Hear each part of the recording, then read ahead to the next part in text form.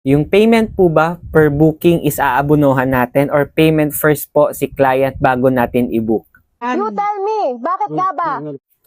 Hello mga ka-travel, this is Paul of Global Pinoy Travel and Tours. And ang sagot po dito is syempre payment first policy po tayo. So with regards po sa mga booking sa ating mga clients and customers po, so talagang payment first, no? Kasi once na binook na natin sila, kunwari, no, na hindi pa sila bayad, if ever kasi, no, na mangyari na gustong i-cancel, no, or nagbago yung isip ng client natin regarding doon sa booking nila, is syempre wala po tayong habol doon sa kanila. Kasi nga, hindi naman po sila nakapagbayad. So for our own security na din, no, bilang business owner, so dapat po syempre bago natin i-transact, i-book po yung mga flights or travel ng ating mga customers and clients. So syempre dapat payment first policy. Kasi ako po mismo, no, marami po akong experience before na yung iba kaibigan, yung iba kakilala ko talaga, no, na nakisuyo kung pwede ko ba daw sila na i-book muna, no, tapos bayaran na lang nila ako. So which is dati pumayag naman ako, guys, no. Pero